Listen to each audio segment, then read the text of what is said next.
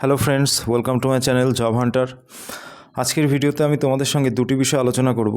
প্রথমত, কলকাতা পুলিশ কনস্টেবলের যে ফাইনাল মেরিট সেটা কি 11ই ফেব্রুয়ারি প্রকাশিত হবে, এর পেছনে কতটা সত্যতা রয়েছে।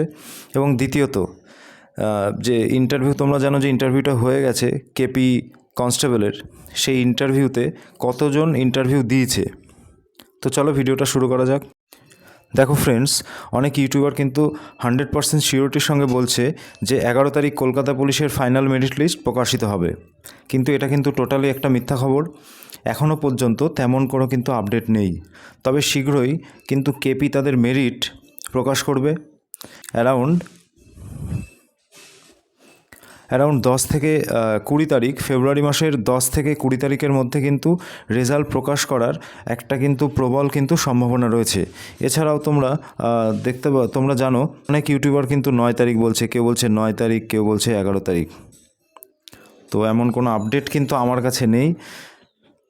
তো যারা বলছে তারা কী হিসাবে বলছে আমি জানি না।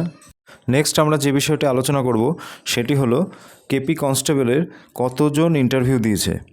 দেখো, ইন্টারভিউতে যে ডাকা হয়েছিল সেই সংখ্যাটা কত, সেটা হচ্ছে 4606 জনকে কিন্তু ইন্টারভিউতে ডাকা হয়েছিল, ছেলে মেয়ে উভয় মিলিয়ে।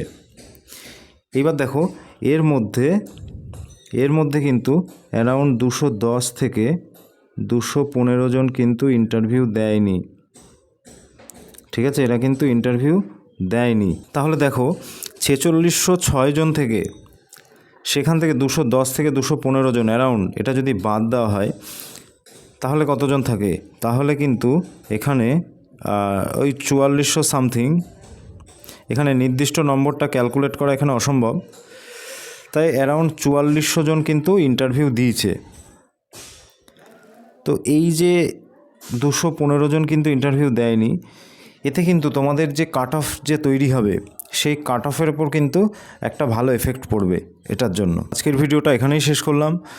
ভিডিওটা যদি তোমাদের ভালো লাগে তাহলে একটা লাইক করে দিতে পারো।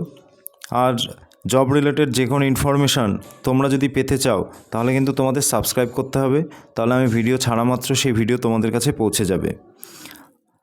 আর ভিডিওটা কেমন লাগলো সেটা তোমরা কমেন্টে জানাতে পারো। আশা করি তোমরা ভালো আছো এবং ভালো থাকবে, এবং তোমরা যে কেপি কনস্টেবলে তোমাদের জয়েনিংটা হয়ে যাক, এটাই আমি চাই।